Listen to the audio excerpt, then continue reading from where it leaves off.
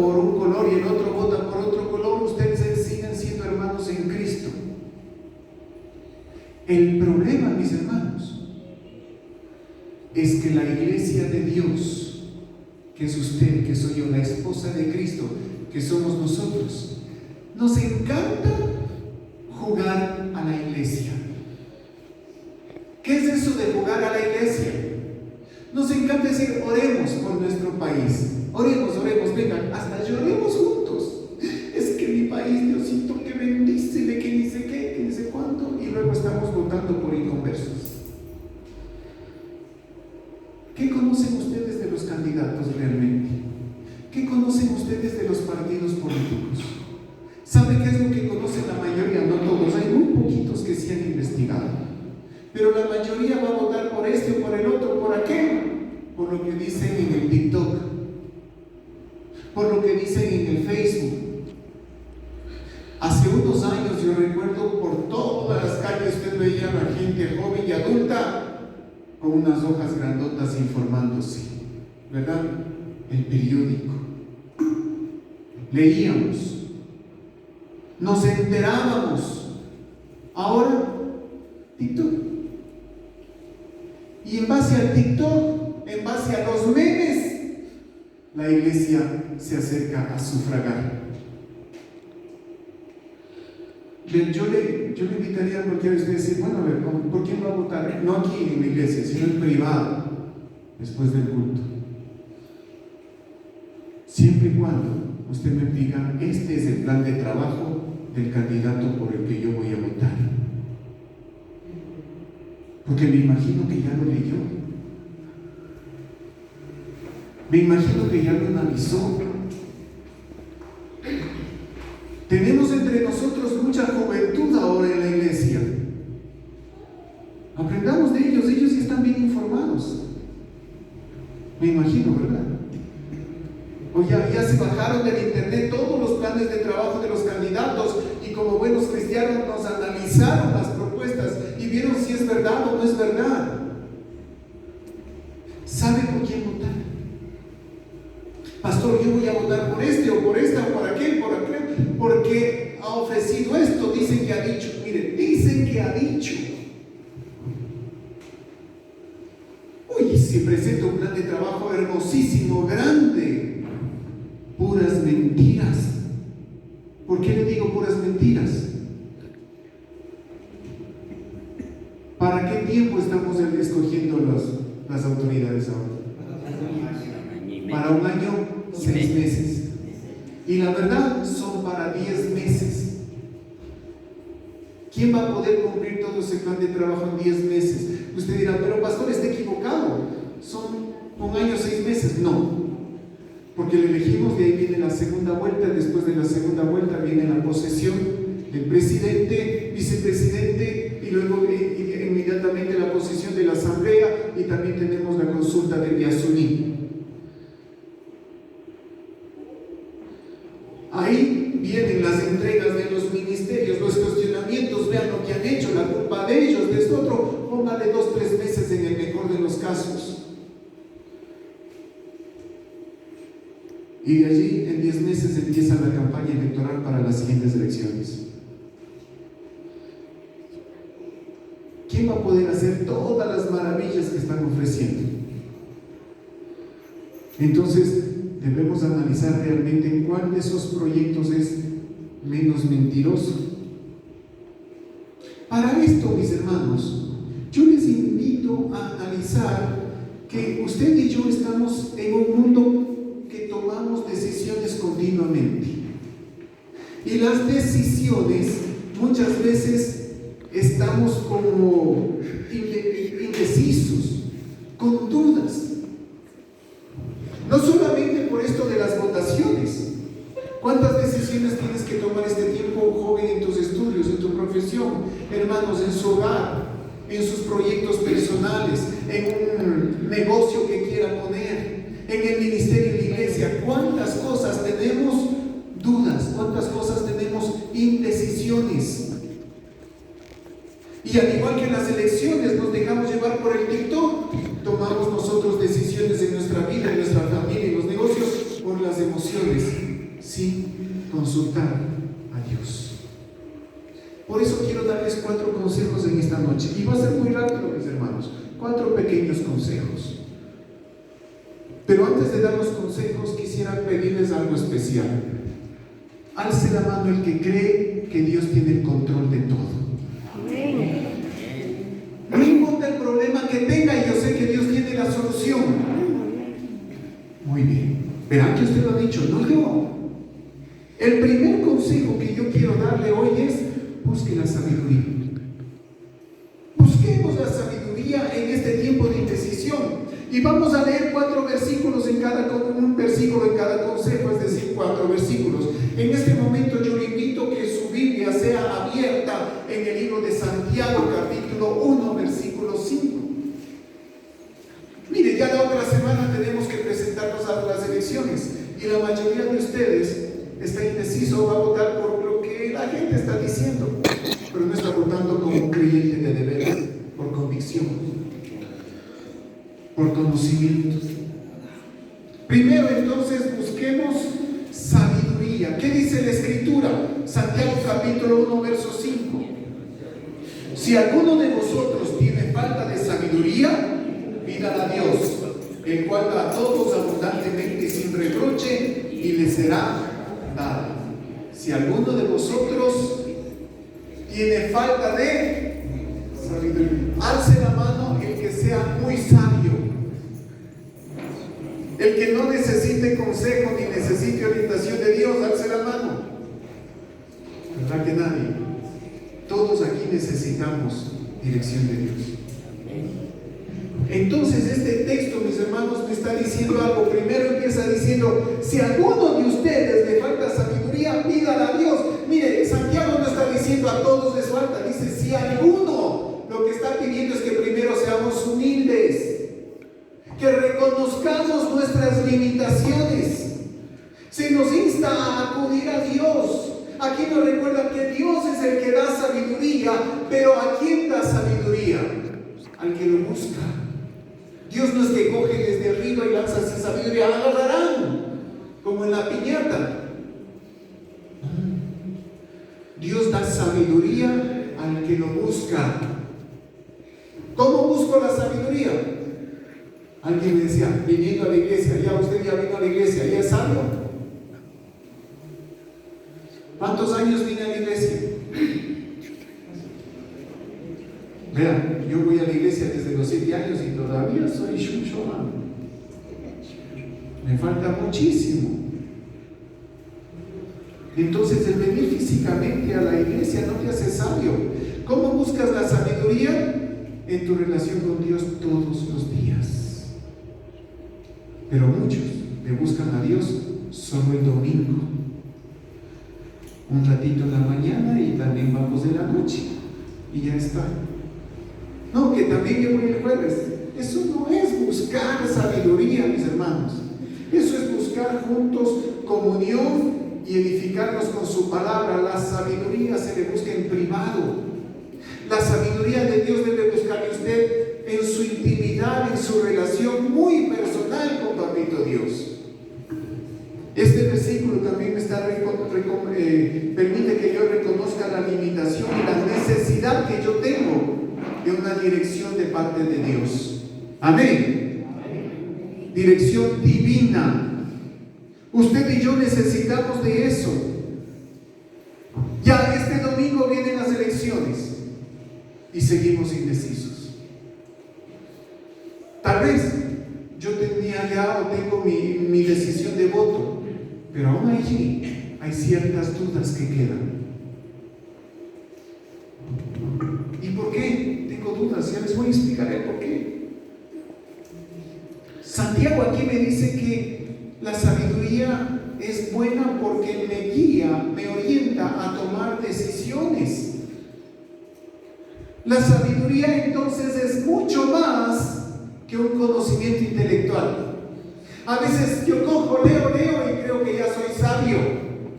La sabiduría no es solamente llenar la cabecita de cosas. La sabiduría es cómo aplicar lo que ya sé en el momento adecuado, con justicia, con amor. y con equidad. Eso es sabiduría. Cuando usted lo que ha conocido, lo que ha aprendido, sabe cómo hacer, sabe cuándo actuar, cómo actuar, aprende a ser amoroso, aprende a ser prudente.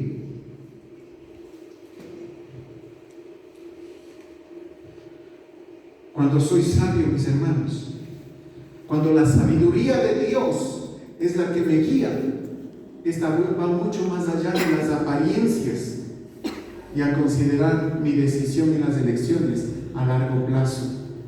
¿Sabe cuál es el problema de las... Atendamos, por favor. ¿Sabe cuál es el problema de las elecciones ahora? Es que vamos a votar. Por favor, atendamos o salgamos. Sí, es que nos están entreteniendo a todos. Perdón que les haya acordado, mis hermanos. La sabiduría divina, les decía, que nos ayuda a tomar decisiones adecuadas. El problema de ahora en las elecciones es que estamos tomando las decisiones a conveniencia. Votan por Juanito porque si él gana, yo tengo trabajo. Votan por Manuelito porque si él gana, mi cuñado ya le van a hacer un crédito. Y tomamos decisiones por este tipo de conveniencias o afinidades. Pero no nos damos cuenta que la sabiduría de Dios me ayuda a tomar decisiones a largo plazo. ¿Sí ha escuchado esa palabra? A largo plazo. Dicen los entendidos de esto, mis hermanos, que las decisiones que se toman en los gobiernos, en las empresas u organizaciones se empiezan a medir de los 5 a 10 años a futuro. Las consecuencias positivas o negativas. ¿Eso qué quiere decir, mis hermanos? Todo lo que hoy el país está pasando es consecuencia de nuestras decisiones antes. Así de sencillo. Entonces, Santiago 1:5 me está animando a reconocer la dependencia de Dios, a invocar su sabiduría divina y a ser humilde, saber que necesito de Dios. ¿Para qué? Para decidir a largo plazo. Repito, lo que estamos pasando hoy es por lo que decidimos hace 3 años, hace 7 años, hace 10 años, hace 25 años. Todito eso es lo que venimos hoy acarreando. Porque ninguno de los gobiernos en nuestro país ha sido un gobierno temeroso de Dios. Y mientras no haya hombres y mujeres temerosos de Dios, no vamos a ver la justicia, pero el voto tenemos que darlo. Un cristiano no puede votar nulo. Un cristiano no puede votar en blanco. Porque el rato que usted vota nulo o vota blanco, está diciendo: a mí no me importa el resultado, allá que decidan los demás. ¿Eso hace un cristiano? No. Eso no puede hacer un cristiano. Entonces, mis hermanos, pidamos la sabiduría de Dios para las elecciones, para su familia, para sus decisiones profesionales. Busque la sabiduría de Dios. Amén. Segundo consejo: reconozcamos la autoridad divina. Autoridad divina. Para eso yo les pido que abramos nuestras Biblias en el libro de Romanos capítulo 13 verso 1. Romanos capítulo 13 versículo 1. Me avisa lo que tenga para leer juntos.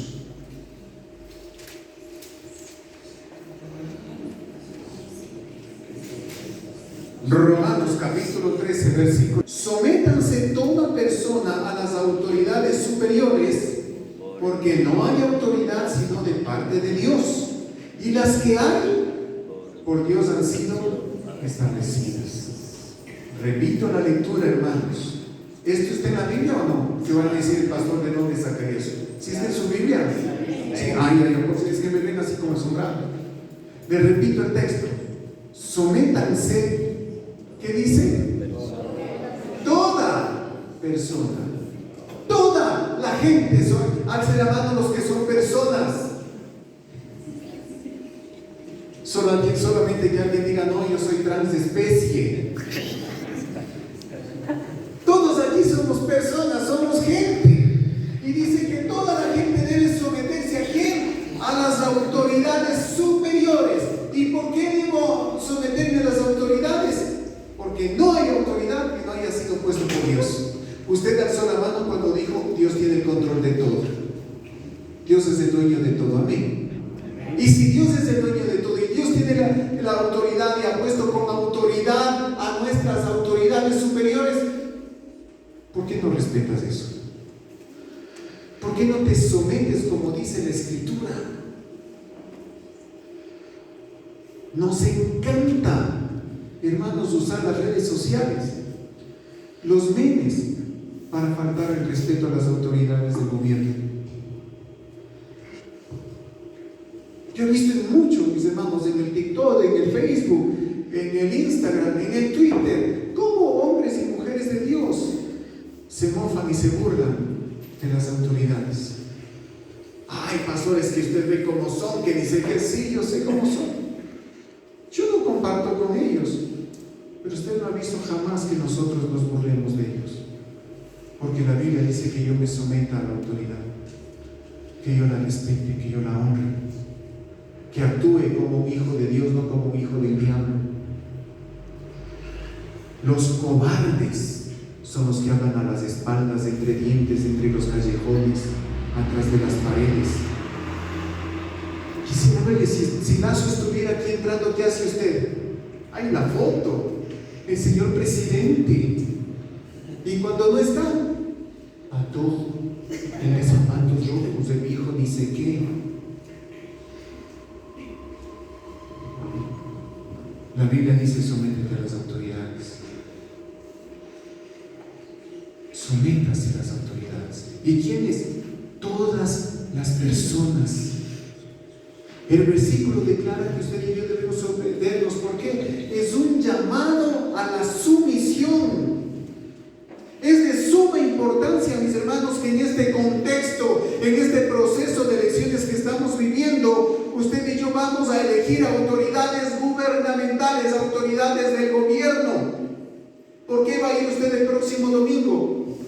Un montón de gente va a las elecciones. ¿Por qué? Porque dice la ley que es obligatorio.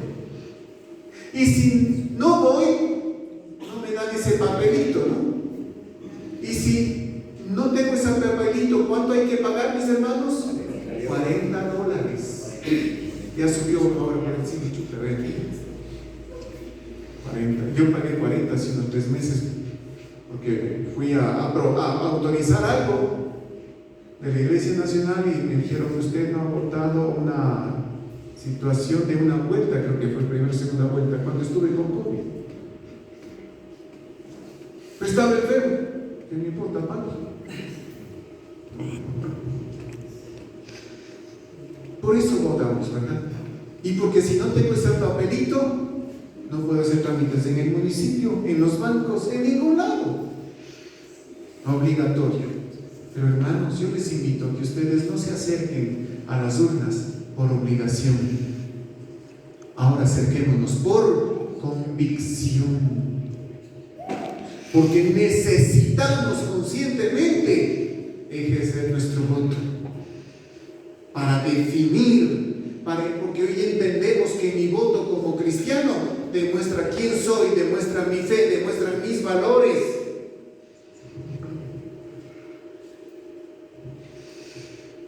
Recuerde que las autoridades que estamos eligiendo son parte importante de la estructura social, para que mañana no nos estemos quejando tanto.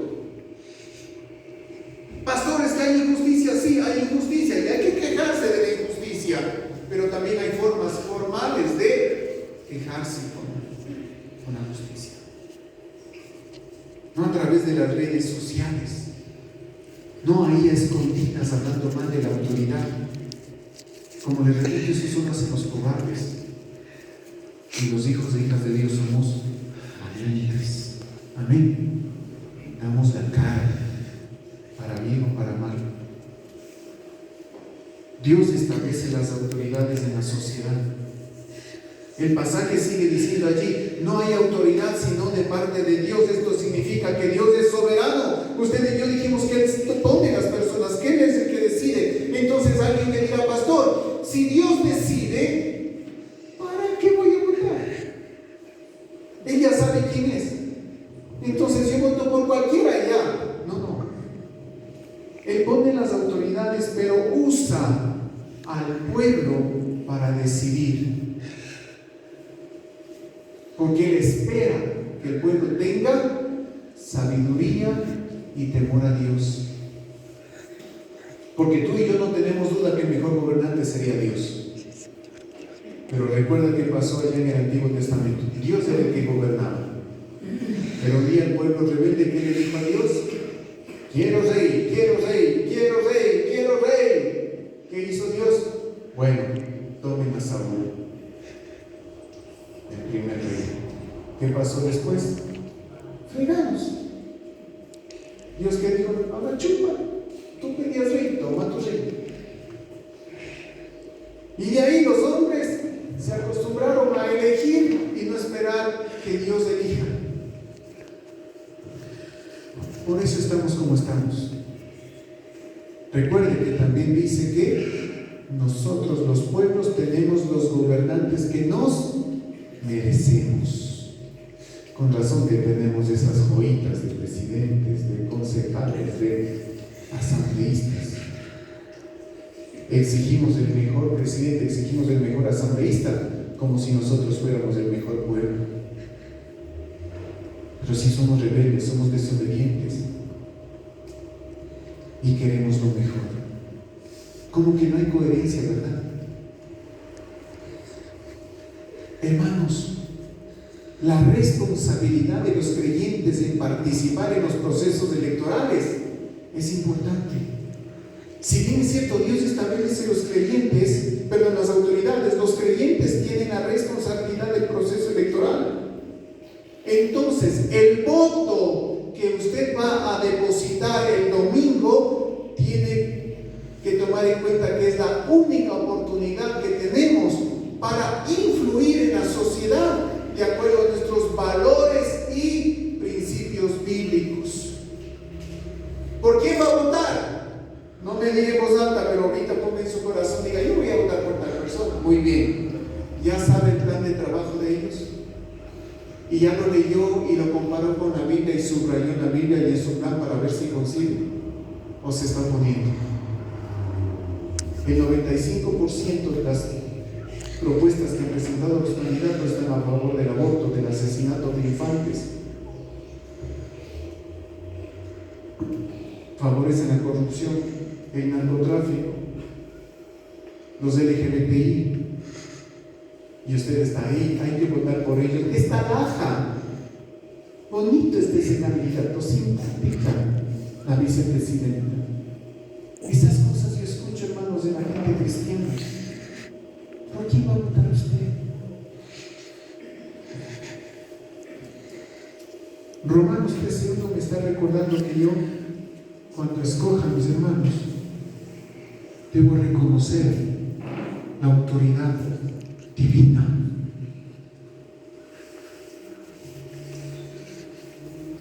Las decisiones políticas se reflejan en esos principios. ¿Quién va a poner el presidente? Dios. Entonces, ¿qué debo hacer yo cuando ya votemos este domingo? Este domingo en la noche, a estas horas en el culto, usted y yo ya vamos a saber quién entra a la segunda vuelta, y va a ser un momento que usted y yo doblemos rodillas y oremos por nuestro país. Y luego, en pocos días, la elección de la segunda vuelta. Yo no sé por quién usted y yo vamos a votar. Eso es un secreto, dice. Pero cuando gane uno de ellos, me agrade o me desagrade, ¿quién permitió que esté allí? Dios. Si Dios pone esa autoridad, ¿quién soy yo para rebelarme ante esa autoridad? O se olvida lo que estudiamos casi un año, la carta, la primera de Pedro. 2 capítulos completos habla de sumisión, de sujeción. ¿Y a quién escribió Pedro esa carta? A la primera iglesia primitiva que estaba en gobierno Nerón, el más sanguinario, injusto, asesino de los gobiernos que ha tenido la humanidad hasta el día de hoy. Y allí Pedro le dice: sujétense. ¿Qué excusa tenemos nosotros hoy? ¿Qué excusa, mis hermanos? Pero ojo, yo voy a obedecer al gobierno y sujetarme, pero si es que él quiere que yo haga algo en contra de lo que está en la Biblia, ahí sí se va a topar conmigo y con el Señor, porque yo no haré nada que va en contra de mi Dios. Amén. Permítame darle el tercer consejo: a César lo de César y a Dios lo de Dios. Ustedes saben de memoria Mateo 22, 21, ¿verdad? Dad a César lo que es de César y a Dios lo que es de Dios. Jesús pronunció esta frase, mis hermanos, y esta frase la responde Jesús frente a ¿qué? Recuerda que había unos religiosos por ahí tratando de provocar en Jesús una respuesta para poder lincharle, para poder apresarle. Y ellos se acercan y le dicen: Jesús, maestro, ¿debemos pagar los impuestos al emperador o no?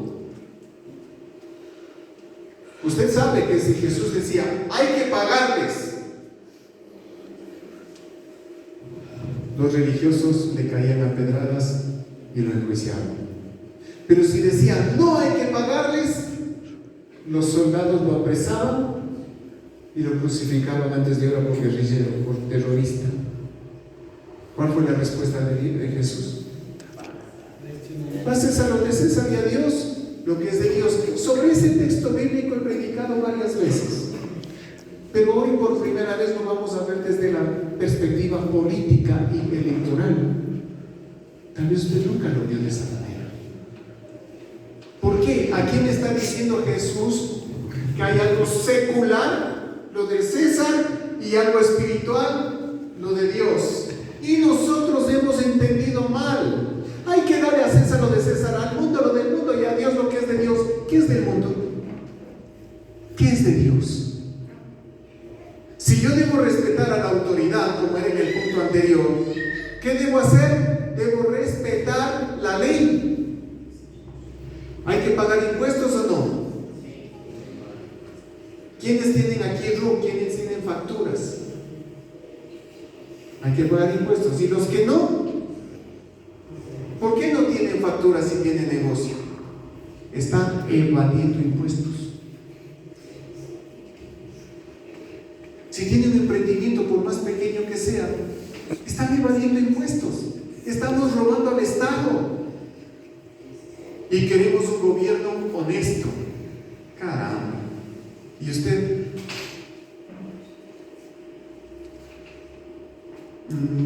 Ya me están viendo mal la mayoría. Cambiemos de tema. Entonces, como les decía, debemos ser honestos. Es lícito pagar el tributo a César, que era el gobernante romano. Es lícito, es legal, es honesto, es cristiano que usted y yo cumplamos con toda la ley en nuestro país. Nos agrade o nos desagrade, pero yo debo cumplir con la ley.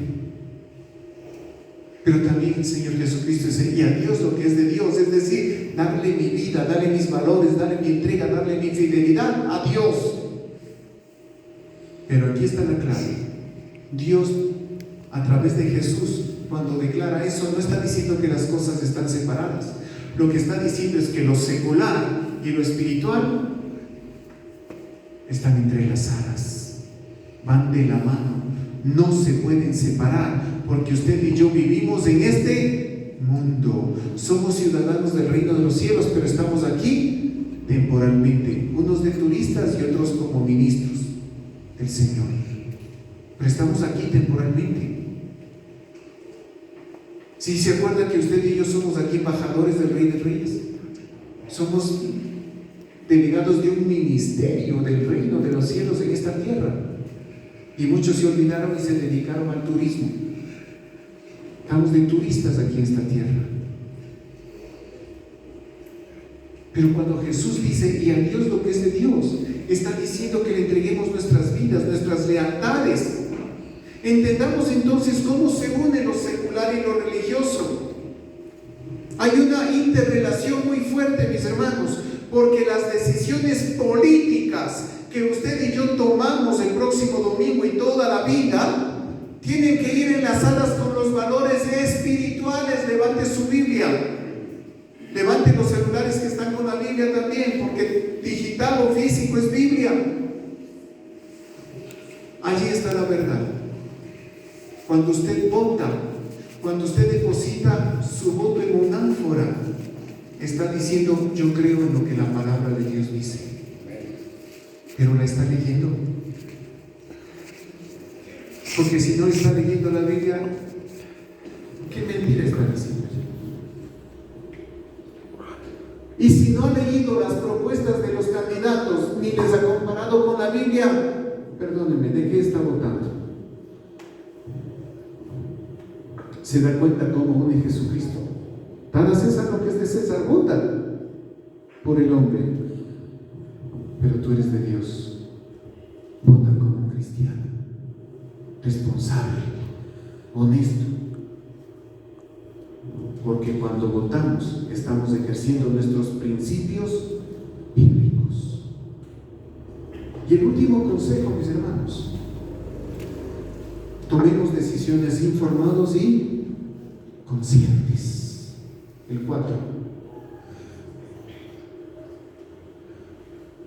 Tomemos decisiones informadas y conscientes. ¿Qué dice Proverbios capítulo 18, verso 5? Proverbios capítulo 18, versículo 5. ¿Ya lo tienen? Proverbios está antes de Mateo, después de Génesis. Por ahí está. Sí, ya lo encontró. Dice así: el corazón del entendido adquiere sabiduría, y el oído de los sabios busca la ciencia. Mire, el corazón del entendido. ¿Qué es el entendido? El escribido, el leído. La persona que está buscando autoeducarse. A veces mucha gente dice: es que yo no acabé la escuela, no acabé el colegio, y ponen excusa. No se trata de eso. Se trata de: si no leo, prendo el noticiero y escucho todo el noticiero. Me entero bien de las cosas, aunque la prensa no es tan transparente, pero me estoy educando. ¿Sí me explico?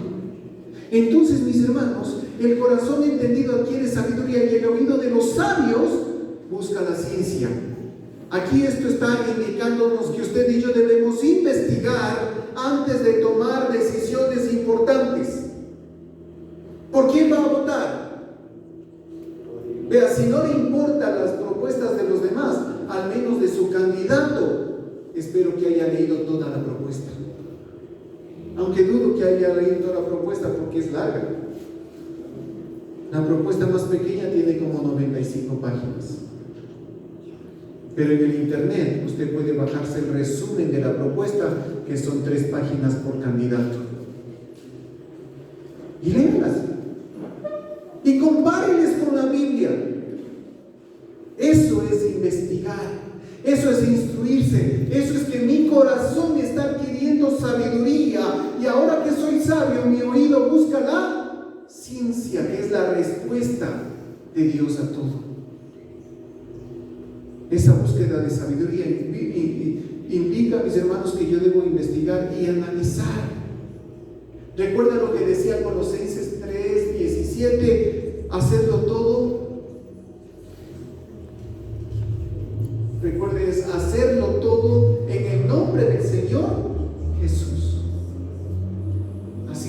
Colosenses 3. No estoy seguro si es 3:7 o 3:17.